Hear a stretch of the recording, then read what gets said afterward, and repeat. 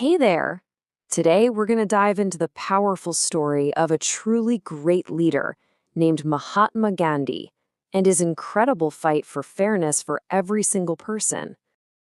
So think about this for a second.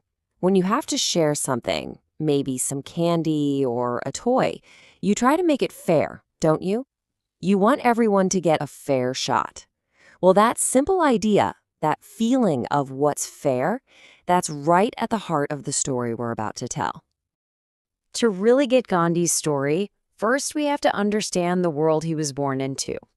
And let me tell you, it was a world where things were often really unfair. So let's meet the man himself, Mahatma Gandhi. He was born a long time ago, and from the very beginning, he noticed things that just didn't seem right. And he decided he was going to spend his entire life trying to fix them. Now, this is the big, ugly problem that Gandhi saw everywhere. It's a word you might have heard before: discrimination. It's just when people are treated badly simply because of who they are. Gandhi knew, deep down, that this was just plain wrong. And one day, he felt that unfairness himself. I mean, he really felt it. And this one moment, this one train ride, would change his life and, honestly, the world forever. Okay, so picture this. Gandhi's on a train. He's done everything by the book. He even bought a ticket for the nicest part of the train, first class. He was just expecting a normal trip, you know? But it didn't matter. Just because he was Indian, he was told he wasn't allowed to be there. And when he refused to leave because he had a ticket, he was actually thrown off the train. It was a perfect, terrible example of discrimination. So there he was, sitting all alone in a cold train station all night. He could have just gotten angry and bitter. But instead, he made a decision, a huge one. He decided right then and there he was going to fight this injustice. He had to make a change. But here's what made Gandhi so different. His way of fighting wasn't about anger or violence at all. He came up with a totally new, totally peaceful way to stand up for what's right. This was his big idea: nonviolence. It's pretty simple, really. It means you find ways to solve problems, even huge problems, without ever hurting anyone.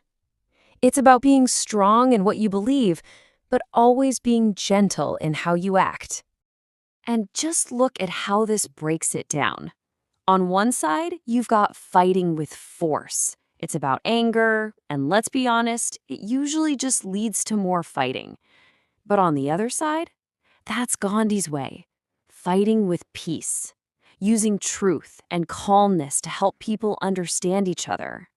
So let's see how this actually worked in the real world.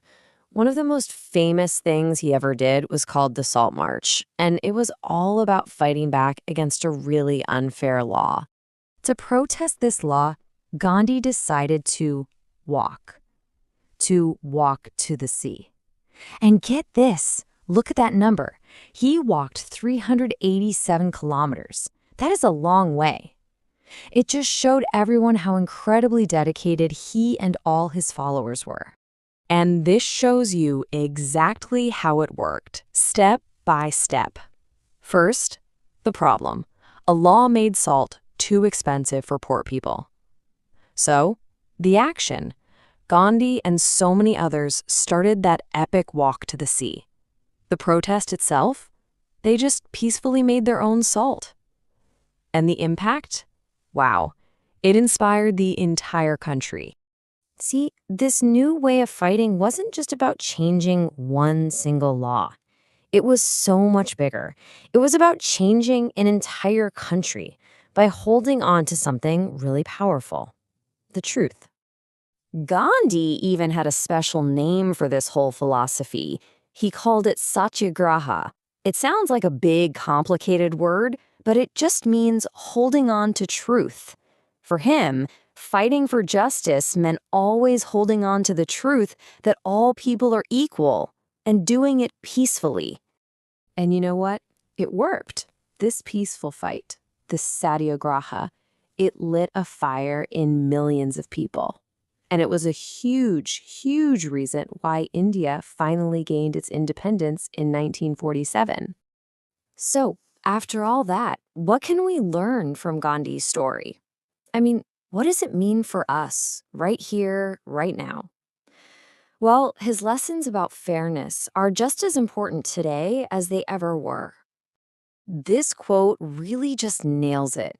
It's a simple idea, but it's so powerful. Fairness doesn't just happen on its own. We have to work for it. We have to protect it.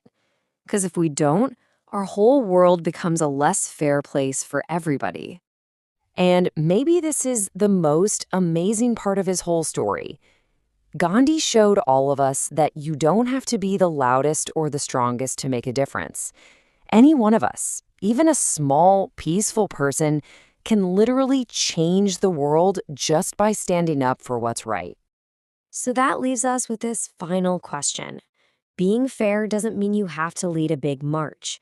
It can be something small. It can be in how you play a game with a friend, or how you share, or how you stand up for someone who needs it.